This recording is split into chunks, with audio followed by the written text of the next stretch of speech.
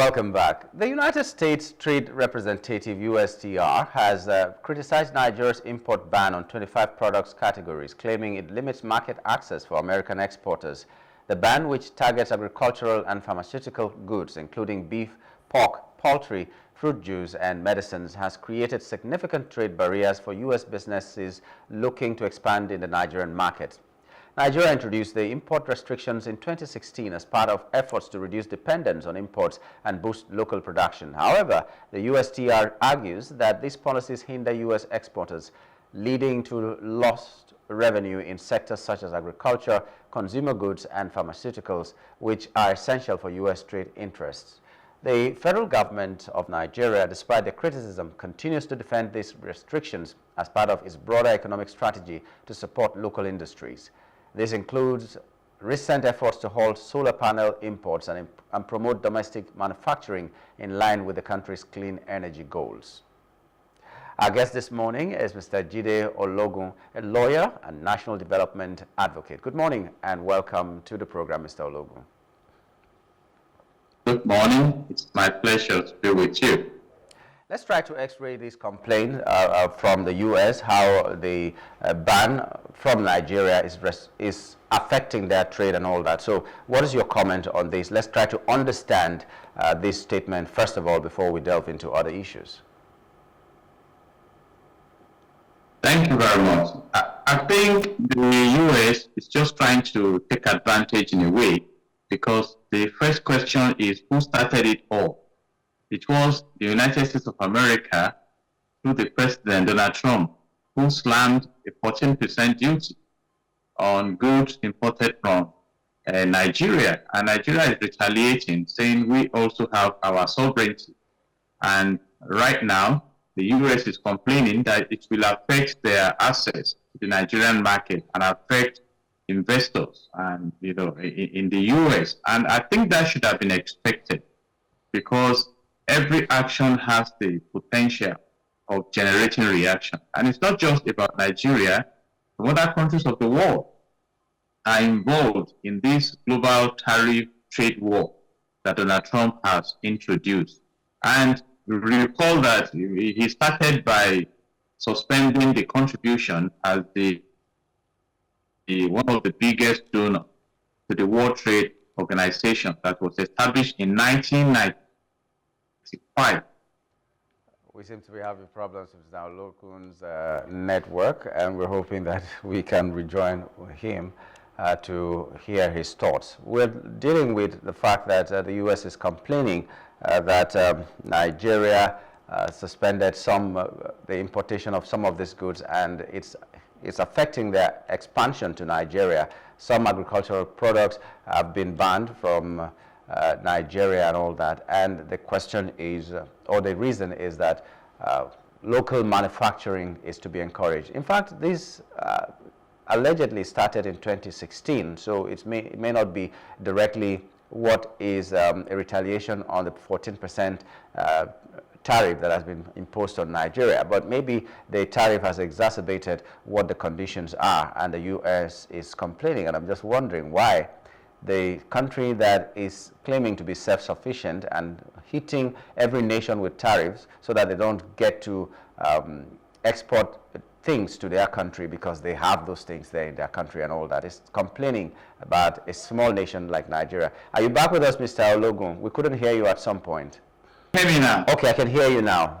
You were giving us your thoughts about why America is complaining. But according to the report, like the literature just read now, was that some of these bans were as far back as 2016. So it may not have been a direct retaliation from the 14% tariff that was imposed by the U.S. But maybe because of that, a lot of things have come to light, and then we're seeing these, and the American government is complaining. So let's continue with your train of thoughts when you were talking. When you talk about Nigeria, we have what we call consistency. It was introduced in 2016. Did we follow through? And what was dropped on the table then was to develop mental capacity. Have we been able to develop the capacity? in terms of productivity and our industrialization in the country? The answer is no. So right now that we are waking up again to amplify what we have failed to implement, look at some of those products that were suspended then. They found their ways to the Nigerian market. There should be justification for the kind of tariffs we're paying, for the kind of subscription charges we're paying nowadays in Nigeria. No part of Nigeria should ever face a network problem at all. It shouldn't be affecting our businesses, it shouldn't be affecting our programming, it shouldn't be affecting anything now that we're tied to technology, and the network providers are cutting our throats in tariff, in subscription charges and all that. So this should never happen in Nigeria, and I don't know why Consumer Protection is not talking about this.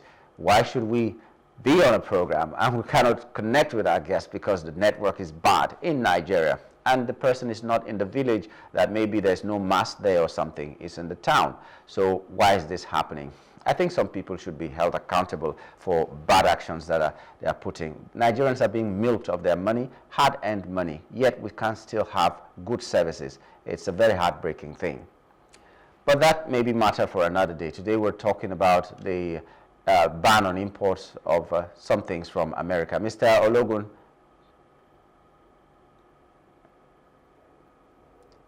I join you by request that the president should please declare a state of emergency in the telecom sector. I agree.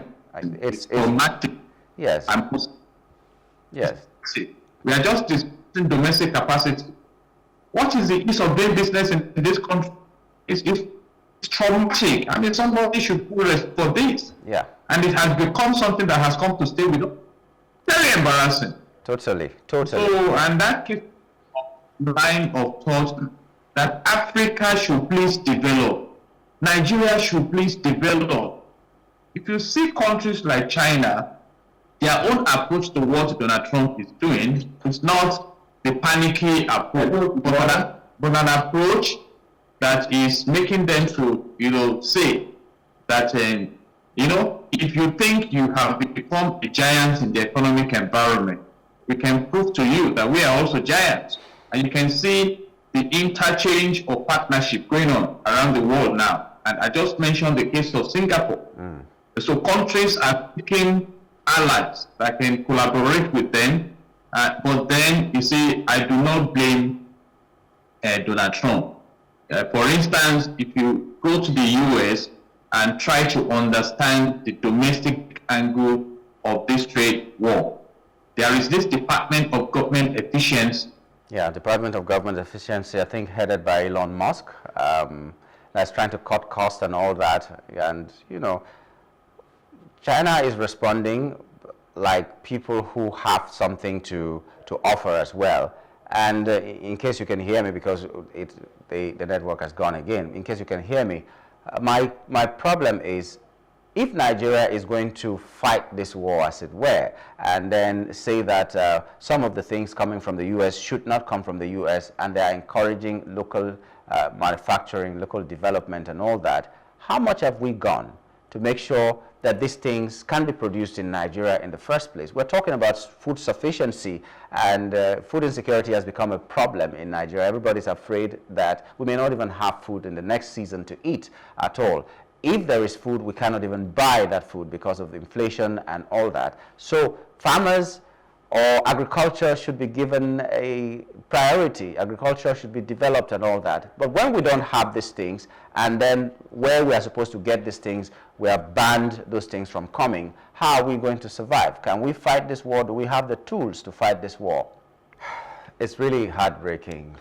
A very important topic we're dealing with, and our guest is just being frustrated, same as we are, frustrated because of the network problems that we are having. And like I said, and he agrees with me, and I'm sure a lot of Nigerians will agree with me, that it is really, really high time that we hold some people, or we held some people responsible.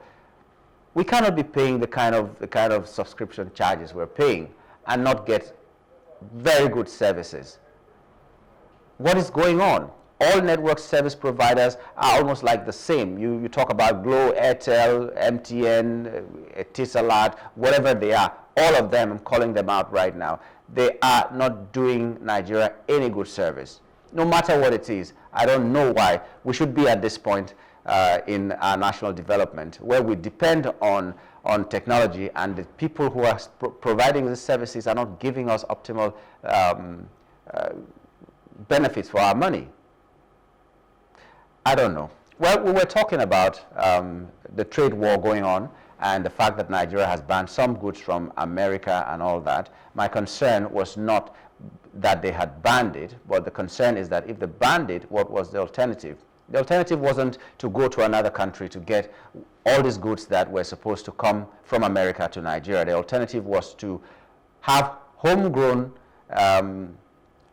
goods, these goods that should have come from America, especially agricultural products. But have we been able to develop that sector so much? Have we been able to have the industrialization capacity that will help us get these goods, develop our agricultural sector, and have food sufficiency, food security, and all that? That's what gives me worry. Because if I tell you that, hey, it's just like a teenager or a young adult telling the parents that I'm old enough, I have to go to my, I have to go and be on my own. And every 2 days you come back, you beg for salt. Every 2 days you come back, you beg for pepper. You come back to your mom, and then you're asking, how do I cook this and all that. It just shows that you cannot stand on your own. You're just making noise about standing on your own. You still depend on something else. That seems to be the situation that Nigeria is right now. They said the ban on these products is in force from 2016. Like our guest said, these products still found their way to the Nigerian market. And that's because there was need for these products, but we couldn't get them from official channels, which means we're encouraging smuggling. If those things were in Nigeria, nobody would have had any need to smuggle them into the country. And maybe it would have been cheaper for the farmers and everybody would have been happy for it. But how prepared are we to fight this war? Do we have the tools, or we are using a razor blade to go and fight a war that they're using nuclear power? That's how it seems. Well, maybe it has to be a matter for another day, because we could not have a good enough internet connection to do this. Our guest was finding it very difficult, and it frustrated every attempt to connect with him. But we will just take this opportunity and wrap up here and thank him very much for coming on the show. So Mr. Jide Ologun, wherever you are, whoever is listening right now, in case you can hear us and you watch us where you are, we'd like to thank you for your time this morning, and we hope that we can reopen this conversation another time. And for everybody else who has been a wonderful audience this morning, we'd like to thank you also. We're hoping you will rejoin us tomorrow for another edition of The Breakfast. Until then, on behalf of the entire team, my name is Nyamgul Agaji. Bye for now.